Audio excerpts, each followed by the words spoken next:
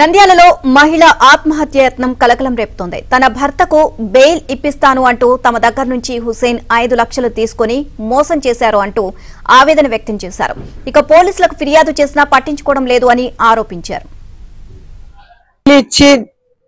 లేనిపోని మాటలు చెప్పి నేను హ్యాండిక్యాప్ పెద్ద తిట్లు ఇచ్చి పోలీస్ వాళ్ళతో బయటకి దొబ్బించేసినాడు సార్.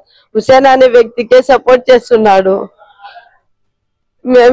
మాకు ప్రాణహాని ఉంది అని చెప్పినా కూడా పట్టించుకోవడం లేదు సార్. మాకి డబ్బులు 5 లక్షలు ఇప్పించి హుసేన్ అనే వ్యక్తికి కఠినంగా శిక్షించాలని పై అధికారులతో కోరుకుంటున్నాను సార్.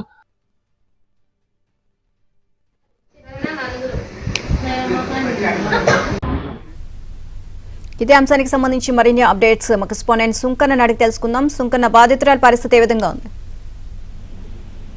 నంద్యాల ఫరూక్ నగర్ లోని మహిళ తన భర్త ఈ మధ్యనే జైలుకి వెళ్ళాడు. అయితే వచ్చేసి బెయిల్ ఇప్పిస్తాను అండి 5 లక్షలు తీసుకున్నాడు.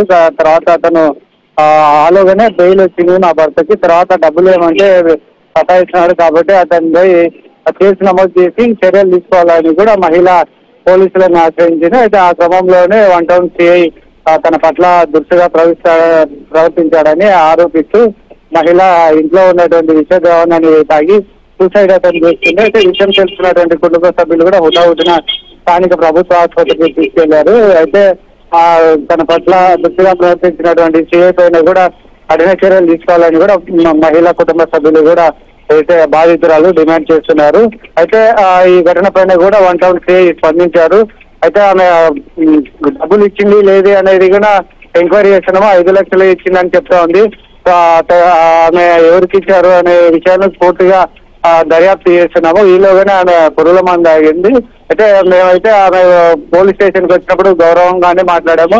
ఆమె చెప్తున్నదంతా కూడా అవాస్తవము. దీనిపైన కూడా దర్యాప్తు చేసి కేసు నమోదు చేసి ఎవరైతే ఒకవేళ నిజంగా అతను డబ్బులు తీసుకున్న అతను మోసం చేసింటే అతనిపై చర్యలు తీసుకుంటామని పోలీసులు చెప్తున్నారు. మొత్తం మీద అయితే ఆసుపత్రిలో చికిత్స పొందుతున్నటువంటి బాధితురాలు ఆరోగ్యం నిలకడగానే ఉందని వైద్యులు చెప్తున్నారు. Neelima. Right, thank you Sunkanna.